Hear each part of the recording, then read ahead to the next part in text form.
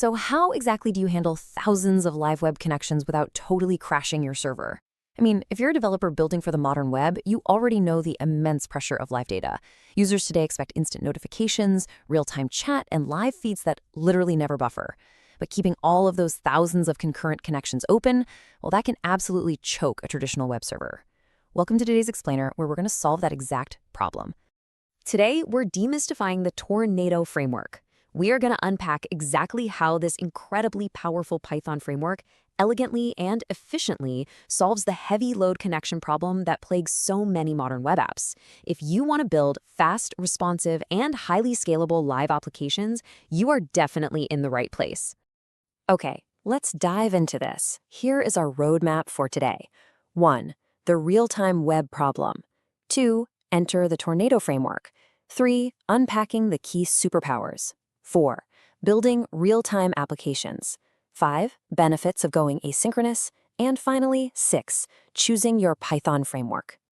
Starting with Section 1, the real-time web problem, or when traditional threads choke. Now, if you've ever watched a server crash while trying to scale a live chat, you know this pain. It's rough. Think of traditional, multi-threaded frameworks like a restaurant that hires one dedicated waiter for every single customer. If a customer is just sitting there reading the menu, that waiter is blocked. They just stand there, awkwardly staring.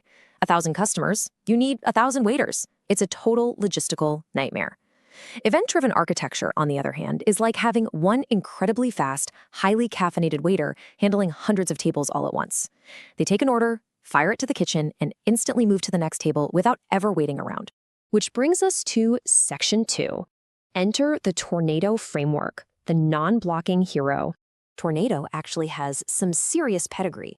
It was originally built by FriendFeed, which was a platform entirely designed around live feeds. In fact, it handled this real-time data so effectively that Facebook acquired the entire company just to get their hands on the tech. Tornado is a powerful, non-blocking web server framework engineered specifically, literally born in the trenches of social media, to handle long-lived network connections without breaking a sweat. Let's move to Section 3, unpacking the key superpowers, the magic under the hood. Now, what's really interesting about this is the absolute backbone of Tornado, asynchronous I/O.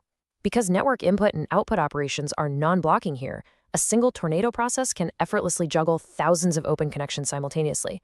If you're building chat rooms, pushing live feed updates, or sending out instant notifications, this non-blocking architecture is the secret sauce that keeps your server memory from randomly spiking. Next up, we have WebSockets. And honestly, WebSockets are a total game changer for the real-time web because they enable full duplex two-way communication. Instead of the client constantly nagging the server asking, "Hey, do you have new data? How about now?" A WebSocket keeps a single TCP connection open so the server can just instantly push data to the client. Tornado provides native, excellent support for this, making it the perfect foundation for high-demand features like collaborative editing tools or massive online gaming. And the third superpower? Coroutines. Writing asynchronous code used to mean descending into this complete nightmare of complex, nested callbacks. But Tornado integrates beautifully with Python's asynchronous module. By using coroutines, you can write async code that actually looks and reads like standard sequential code. This means developers can write super clean, readable, and maintainable applications while still reaping all those massive performance benefits of asynchronous task management. Section 4. Building real-time applications. Let's actually see Tornado in action. Okay, theory is great, but let's look at the implementation. Check out this basic WebSocket handler in Tornado. Notice how remarkably short it is? You just inherit from WebSocket handler and define your behavior, like simply printing WebSocket opened when a client connects. With just a few quick lines of routing code to point a URL to this class, boom, you instantly have a live, two-way communication channel ready to handle real-time data transmission. It is brilliantly straightforward. And right here is how Tornado handles asynchronous task management. Say you need to fetch data from a third-party API. In an older, traditional framework, this network request would completely block the main thread until the response came back, basically freezing up the server for other users.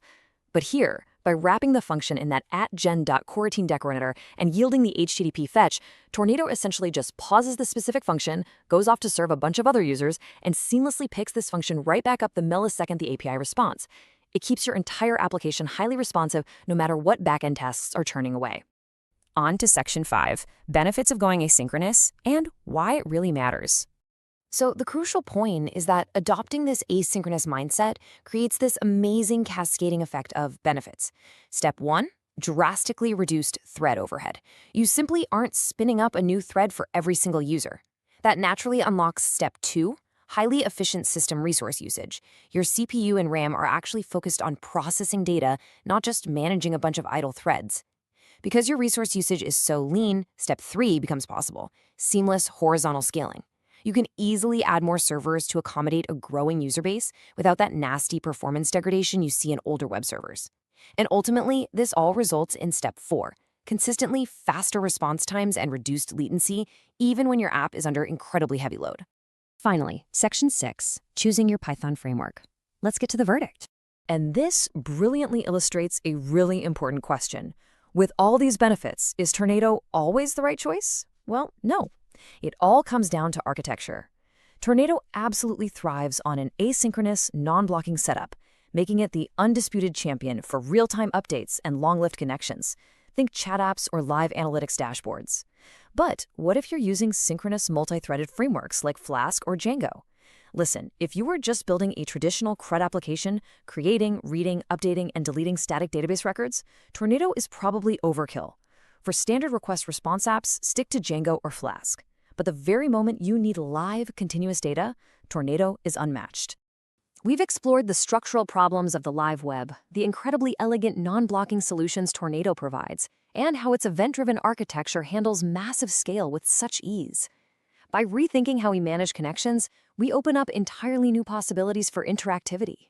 So, I'll leave you with this question. Armed with the power of asynchronous I/O and WebSockets, what real-time experience will you build next? Thanks for joining me on this explainer, and happy coding!